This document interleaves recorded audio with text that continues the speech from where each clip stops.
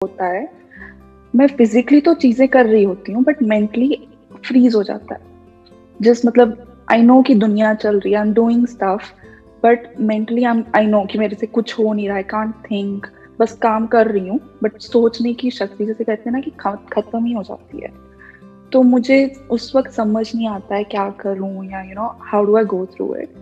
तो I see your videos and then उस वक्त के लिए ठीक हो जाता है, बट देन फिर से जब कोई जगह का नाम या कोई उस इंसान का नाम या कुछ भी हो जाए तो मतलब मेंटली बिल्कुल फ्रीज हूँ मैं। इसकी रिकरेंस क्या होगी? मतलब हफ्ते में एक बार, महीने में एक बार? हफ्ते में 2-3 बार हो जाता है। समटाइम्स वो 2-3 दिन में उसी चीज में रह जाता, अटक ही जाती हूँ कि अभी निकल ही नहीं पा रही हूँ। I it's understand. हार्ड। एक तो ये हार्ड वर्ड को आप हटा दीजिए अपनी डिक्शनरी में से, एटलीस्ट जब तक आप मेरे से बात कर रहे हैं तब तक, क्योंकि सब कुछ क्या है? आसान है। आसान है, हाँ ठीक है। इसका मतलब आपने मेरे सेशंस देखे हैं अच्छे से, राइट? हाँ, तो मुश्किल कुछ भी नहीं है, ये मुश्किल हम खुद ही अपने माइंड में बना लेते हैं। ये बहुत छोटी सी प्रॉब्लम है, बस इसको हमको समझना है कि प्रॉब्लम हो क्या रही है और किस लेवल पे हो रही है, और इस प्रॉब्लम को जड़ से खत्म कर देना है ताकि ये दोबारा ना हो। प्रॉब्लम ये नहीं है कि एक दो बार हुआ, प्रॉब्लम ये है कि बार बार हो रहा है, हफ्ते में 2-3 बार हो रहा है, जैसे आपने बताया।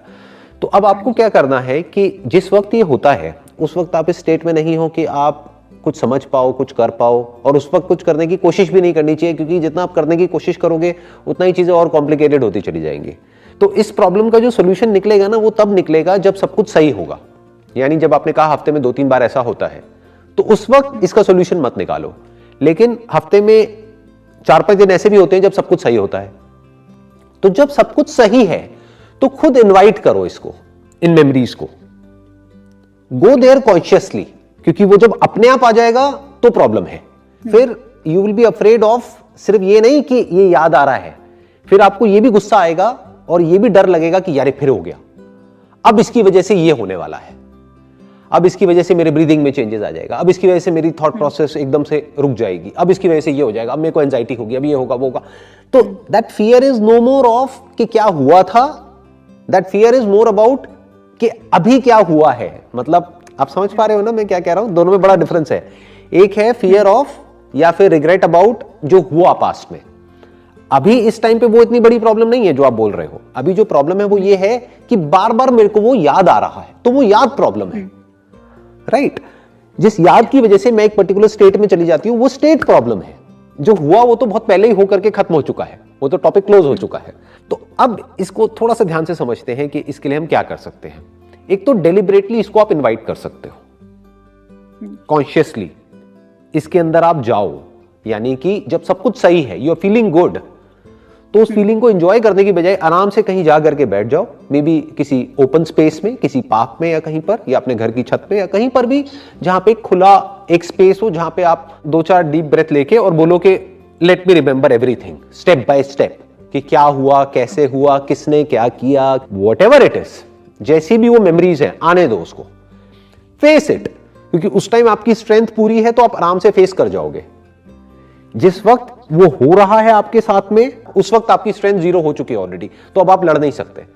जिस वक्त आप बिल्कुल फिट फील कर रहे हो, जिस वक्त अच्छा फील कर रहे हो, फॉर एग्जांपल मेरी कोई वीडियो देखी तो आपको एकदम से अच्छा फील हो रहा है, या कोई गाने सुने अच्छा फील हो रहा है, या किसी ऐसे फ्रेंड से बात हुई जिससे बात करके अच्छा लगता है, या अपने पेरेंट्स से, उसी वक्त उसी मोमेंट में जब अच्छा फील हो रहा है, जाओ और इन सब बुरे से बुरी मेमोरीज को इन्वाइट करो अपने माइंड में कॉन्शियसली। अब बैठ के देखती हूं कौन है क्या है, मतलब किसको देखती हूं? उस पर्सन को नहीं, क्योंकि वो पर्सन तो गया जो भी था, राइट, आपकी लाइफ से गया। अब किसको देखती हूं? उन मेमोरीज को देखती हूं ये मेमोरीज मेरा क्या करती है, देखती हूं ना मेरा क्या बिगाड़ती है मेमोरीज, लेट इट बी, आने दो ना उसको। तो जब आप कॉन्शियसली उसको इन्वाइट करोगे और कॉन्शियसली याद करोगे तो आप देखोगे, क्योंकि उस वक्त आपकी पूरी स्ट्रेंथ है, तो वो आपके ऊपर हावी नहीं हो पाएगी। तो आपके अंदर एक कॉन्फिडेंस आ जाएगा कि अब अगर आ भी जाए वो मेमोरीज तो कोई फर्क नहीं पड़ता है। जैसे ही ये कॉन्फिडेंस आ गया तो अब अगर वो दोबारा आएगी भी तो आपके अंदर से डर निकल जाएगा कि अगर दोबारा वो सब हुआ तो क्या होगा। यही चाहिए। अभी एक बहुत इंटरेस्टिंग एक साइंटिफिक स्टडी हुई है, उसके बारे में आप चाहे तो ऑनलाइन जा करके पढ़ सकते हैं। मैं कुछ दिन पहले पढ़ रहा था, वो यूएस में हुई है, यूके में हुई है, I don't remember exactly, but बहुत इंटरेस्टिंग उसमें से कुछ फाइंडिंग्स निकल करके आई है।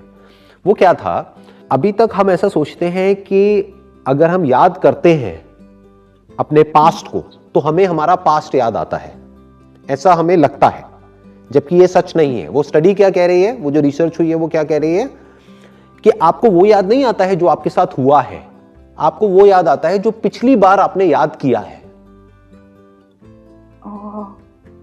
दोनों में फर्क है ना, कि अगर मैं आपको कहता हूं बचपन से अब तक जो कुछ भी आपके साथ में हुआ आप याद करो, तो आपको वो याद नहीं आएगा जो आपके साथ हुआ है, आपको वो याद आएगा जो भी अच्छी मेमोरीज हैं, बुरी, जिसको आप याद करते आए हो। एक साइकिल बन जाती है, जो आपको याद आता है वही आपको बार बार याद आता है, और जितना याद आता है वो उतना ही पक्का हो जाता है, अगली बार उसके याद आने के चांसेस और बढ़ जाते हैं। तो ये मेमोरीज के लेवल पे प्रॉब्लम होती है। एक्चुअल में वो प्रॉब्लम खत्म हो जाती है हमारी लाइफ से, लेकिन ये मेमोरीज रिपीट होने लग जाती है।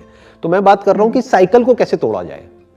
This is a loop, this is a cycle basically. जैसे ही वो